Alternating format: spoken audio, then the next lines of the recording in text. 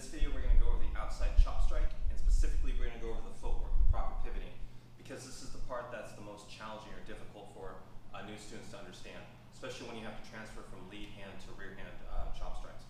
First off, let me start with the lead hand chop strike, because I found that's the easiest one to learn between the two. So with the outside chop strike, the starting position will be on this side. We deliver the strike.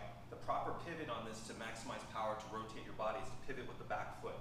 So as this chop strike goes out, my back foot will pivot with the toes turned towards the target. So this one's the easiest one to learn because it's very similar to a lot of other strikes you use, such as throwing the cross, where you pivot the back foot. So one more time, as I deliver the strike, my back foot will pivot just like this. If I do it towards the camera, notice my back foot rotates forward or pivots forward as I deliver the chop strike. So if you're new to this particular chop strike, I would start by practicing with the lead hand. It's a little bit easier to learn. However, you can throw this chop strike with the rear hand, although the pivoting, the footwork's a little awkward. So I am going to explain how to do this, but keep in mind that when you practice it, it's going to take a little bit longer. It's going to be a little more awkward. That's normal. So be patient when you practice with this.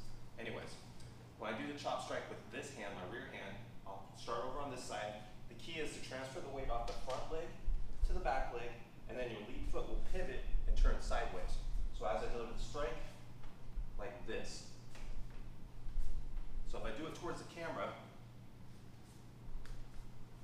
like this. So the first key is to make sure that you transfer the weight off the front leg to the back leg, because if you keep too much weight on the front leg, it's hard to turn on it, and that's where new students have the most trouble with any type of combative where you have to pivot with the lead foot. So as I deliver the strike, watch how my weight transfers off of this leg to the back leg. When I do this, it makes this leg nice and light, and then I can turn the knee inward as I deliver the strike. So transfer the weight off the front leg to the back leg, make this light, bend the toes, turn your knee in, and pivot on the ball of your foot, not the tippy toes. Bend the toes just like this, like you're putting out a cigarette, digging it into the ground. And the timing is as this hand goes out to deliver the chop strike, that's when I do my pivot. When this hits, this knee, this hip rotates at the same time to maximize power. So again, on the back, like this. If I do it on the opposite side, like this. So if you are going to try it with the rear hand, that's how you do it.